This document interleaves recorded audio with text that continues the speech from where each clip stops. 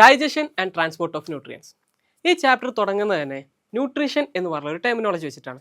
അപ്പോൾ എന്താണ് ന്യൂട്രീഷൻ എന്നുള്ളത് നമുക്ക് നോക്കാം. ന്യൂട്രീഷൻ എന്ന് പറഞ്ഞാൽ it is nothing but the process by which organisms obtain and utilize food for nutrients from the external environment. അതായത് പുറത്തെ എൻവയോൺമെൻറ്റിൽ നിന്ന് നമ്മുടെ ബോഡീസ്, അതായത് organisms, different kinds of organisms nutrients attain ചെയ്യുന്ന ആ ഒരു പ്രോസസ്സിനെ വിളിക്കുന്ന പേരാണ് നമ്മൾ ന്യൂട്രീഷൻ എന്ന് പറയുന്നത്. ഒരുപാട് സ്റ്റേജസ് ഉണ്ട് ന്യൂട്രീഷന് വേണ്ടിയിട്ട്. ഏതൊക്കെയാണ് ഡിഫറെൻറ്റ് സ്റ്റേജസ് ഓഫ് ന്യൂട്രീഷൻ എന്നുള്ളത് നോക്കുക. നോർമൽ കേസുകളിൽ ഇഞ്ചക്ഷൻ, അതായത് നമ്മുടെ ഹ്യൂമൻസിൻ്റെ കേസാണ് നമ്മളിവിടെ സ്റ്റഡി ചെയ്യാൻ പോകുന്നത്. ഇഞ്ചക്ഷൻ എന്ന് പറഞ്ഞാൽ ടേക്കിംഗ് ഇൻ ഫുഡ് ഇൻടേക്ക് ചെയ്യുന്ന പ്രോസസ്സിനെ നമ്മൾ വിളിക്കുന്ന പേരാണ് ഇഞ്ചക്ഷൻ എന്ന് പറയുന്നത്. അടുത്തതാണ് ഡൈജഷൻ, അതായത് ബ്രേക്കിംഗ് ഡൗൺ ഓഫ് ഫുഡ്. ചില സമയങ്ങളിൽ നമ്മൾ കോംപ്ലക്സ് ആയിട്ടുള്ള ഫുഡുകളാണ് ടേക്ക് ചെയ്യുക. ഈ കോംപ്ലക്സ് ആയിട്ടുള്ള ഫുഡുകൾ നമ്മൾ ബ്രേക്ക് ഡൗൺ ചെയ്യണം. ഈ ഒരു പ്രോസസ്സിനെ വിളിക്കുന്ന പേരാണ് ഡൈജഷൻ. നമ്മൾ ഈ ചാപ്റ്ററിൽ ഉടനീളം നമ്മൾ ചർച്ച ചെയ്യുന്ന ഫസ്റ്റ് പാർട്ട് എന്ന് പറയുന്നത് ഡൈജഷനെ കുറിച്ചാണ്. അടുത്ത പ്രോസസ്സാണ് അബ്സോർപ്ഷൻ എന്ന് പറയുന്നത്. അബ്സോർപ്ഷൻ എന്ന് പറഞ്ഞാൽ നമ്മൾ ബ്രേക്ക് ഡൗൺ ചെയ്തിട്ടുള്ള സിംപ്ലർ കോമ്പൗണ്ടുകളായിട്ട് ബ്രേക്ക് ഡൗൺ ചെയ്തിട്ടുള്ള ന്യൂട്രിയൻസിനെ നമ്മൾ ഇൻടേക്ക് ചെയ്യുക, അതായത് അബ്സോർബ് ചെയ്യുന്ന ആ പ്രോസസ്സിനെ വിളിക്കുന്ന പേരാണ് അബ്സോർപ്ഷൻ എന്ന് പറയുന്നത്. അടുത്തതാണ് അസിമിലേഷൻ എന്ന് പറയുന്നത്. അതായത് യൂട്ടിലൈസിങ് ദ സിംപ്ലർ മോളിക്യൂൾസ്, അതായത് നമ്മൾ ബ്രേക്ക് ഡൗൺ ചെയ്ത മോളിക്യൂൾസിനെ നമ്മൾ യൂട്ടിലൈസ് ചെയ്യുന്ന പ്രോസസ്സാണ് അസിമിലേഷൻ. അടുത്ത പ്രോസസ്സാണ് എജഷൻ എന്ന് പറയുന്നത്. അതായത് യൂട്ടിലൈസേഷനൊക്കെ കഴിഞ്ഞിട്ട് നമ്മുടെ ബോഡിയിലുള്ള വേസ്റ്റിനെ റിമൂവ് ചെയ്യുന്ന പ്രോസസ്സാണ് ഇജഷൻ എന്ന് പറയുന്നത്. ഇനി നമ്മൾ പറഞ്ഞ നേരത്തെ ന്യൂട്രിയൻസ് ആണ് നമ്മൾ ഇൻടേക്ക് ചെയ്യുന്നത് പറഞ്ഞു. എന്താണ് ന്യൂട്രിയൻസ് എന്നുള്ളത് നമുക്ക് നോക്കാം.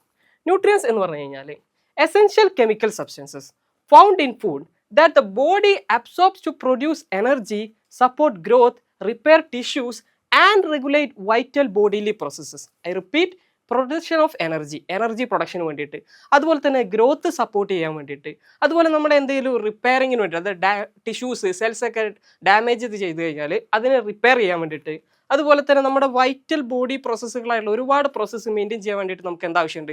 ന്യൂട്രിയൻസ് ആവശ്യമുണ്ട്. ഇത്തരത്തിലുള്ള ഈ എസെൻഷ്യൽ കെമിക്കൽ സബ്സ്റ്റൻസിനെ നമ്മൾ വിളിക്കുന്ന പേരാണ് ന്യൂട്രിയൻസ് എന്ന് പറയുന്നത്.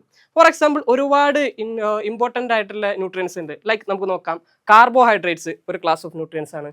അതുപോലെ തന്നെ ഫാറ്റ്സ്, മിനറൽസ്, അതുപോലെ പ്രോട്ടീൻസ്, അതേപോലെ vitamins, water is also A kind of nutrient.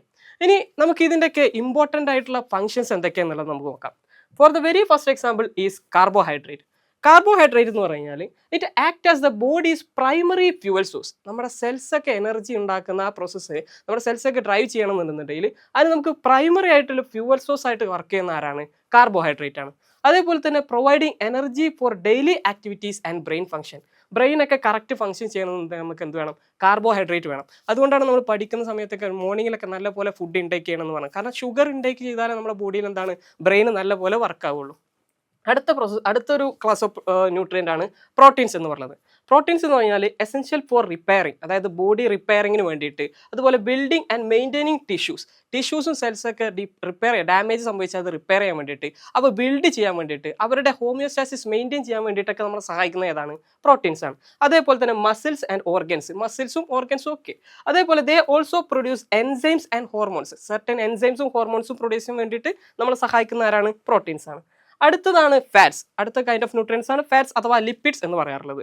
Provide long lasting energy, അതുപോലെ തന്നെ protect vital organs and help the body absorb fat soluble vitamins like A, D, E and K. അതായത് fat soluble ആയിട്ടുള്ള vitamins ഒക്കെ absorb ചെയ്യാൻ വേണ്ടിയിട്ട് നമ്മളെ സഹായിക്കുന്നുണ്ട്. അടുത്ത ക്ലാസ് ഓഫ് ന്യൂട്രിയൻസ് ആണ് വാട്ടർ എന്ന് പറയുന്നത്. നമുക്കറിയാം വാട്ടർ എന്ന് വേണ്ടിയിട്ടാണ് ട്രാൻസ്പോർട്ട് ഓഫ് ന്യൂട്രിയൻസ്, അതുപോലെ തന്നെ aids in digestion, removes waste products and regulates body temperature control ചെയ്യാൻ വേണ്ടിയിട്ട് നമ്മളെ സഹായിക്കുന്നുണ്ട്, വാട്ടർ സഹായിക്കുന്നുണ്ട്. അടുത്തതാണ് vitamins, support metabolical processes, immunity and vision. Also ABCDKE ഇവയൊക്കെയാണ് ഡിസ്റ്റിങ്ക്റ്റ് ആയിട്ടുള്ള വൈറ്റമിൻസ് എന്ന് പറയുന്നത്. അടുത്തതാണ് minerals, crucial for building structure, fluid balance and nerve muscle function. ഇത്തരത്തിലുള്ള 2 എക്സാമ്പിൾസ് നമുക്ക് നോക്കാം. ഈ മിനറൽസ് ആയിട്ടുള്ള കാൽഷ്യം, സ്ട്രോങ് ബോൺസ്, ടീത്ത്, ഇതൊക്കെ ഉണ്ടാക്കാൻ വേണ്ടിയിട്ട് നമ്മളെ സഹായിക്കുന്ന ആരാ? കാൽഷ്യമാണ്. അതുപോലെ തന്നെ നമ്മളെ ഓക്സിജൻ ട്രാൻസ്പോർട്ടിന് വേണ്ടി നമ്മളെ RBCയിലുള്ളത്, ഇതായത് ഹീമോഗ്ലോബിനിലുള്ള കണ്ടന്റാണ് അയൺ എന്ന് പറയുന്നത്. അടുത്തതാണ് പൊട്ടാസ്യം എന്ന് പറയുന്നത്, അതായത് nerve and muscle function control ചെയ്യാൻ വേണ്ടിയിട്ട് പൊട്ടാസ്യം സഹായിക്കുന്നുണ്ട്. അതേപോലെ ബ്ലഡ് പ്രഷർ റെഗുലേഷന് വേണ്ടിയിട്ടും പൊട്ടാസ്യം സഹായിക്കുന്നുണ്ട്. ലാസ്റ്റ് ആയിട്ട് നമുക്ക് പഠിക്കാനുള്ളതാണ് സിങ്ക് എന്ന് പറയുന്നത്. നമ്മുടെ ഇമ്മ്യൂൺ സിസ്റ്റം ബൂസ്റ്റ് ചെയ്യാൻ വേണ്ടിയിട്ടും, അതുപോലെ തന്നെ വിഷം പ്രൊട്ടക്ഷനൊക്കെ വേണ്ടിയിട്ട് നമ്മളെ സഹായിക്കുന്നവരാണ് സിങ്കാണ്. അപ്പോൾ ന്യൂട്രിയൻസിൻ്റെ ഒരു ഇമ്പോർട്ടൻസ് എന്നുള്ളത് നമ്മൾ മനസ്സിലാക്കി കളഞ്ഞു.